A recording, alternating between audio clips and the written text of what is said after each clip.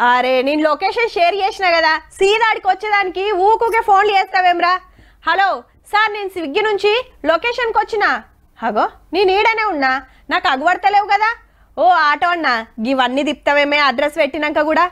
ఏమోనమ్మా, అది అట్లనే చూపిస్తాంది. మరి గిట్లుంటాయబ్బా హైదరాబాద్లో అడ్రస్ తిప్పలు, గందుకే గీకమత్. హైదరాబాద్ లో జిఐఎస్ సర్వే జోరుగా నడుస్తున్నదులో మొగుల మీదకెళ్లి సాటిలైట్ మ్యాపులు గుంజుడు, గాలియకు డ్రోన్ కెమెరాలు వంపుడు, ఇంటి మ్యాప్ గీసి కంప్యూటర్లకు ఎక్కించుడు. ఇల్లెంత, ఇంటి జాగెంత, ఆకిలెంత, ముంగట రోడ్ ఎంత అని వివరాలు మొత్తం తీసుకుంటారు. హటెంకా ఒక యునిక్ నంబరును ఒక బోర్డు ఉంటుంది మీ ఇంటి మీద.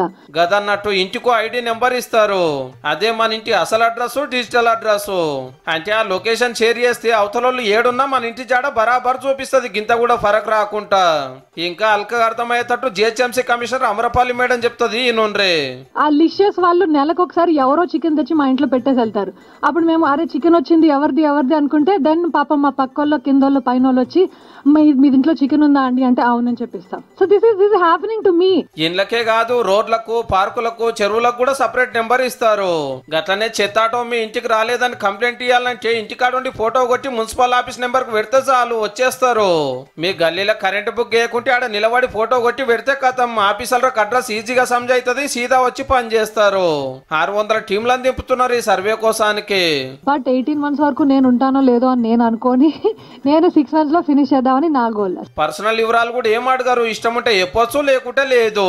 అయితే బరాబర్ ఆస్తి పన్ను గుంజుతానికే గీకమతి చేస్తురని కొందరు అంటున్నారు. ఇదే మాట మేడాన్ని అడిగితే, మీ బిల్డింగ్ ని ఐడెంటిఫై చేయడానికి ఏవైతే కావాలో అవే తీసుకున్నాం.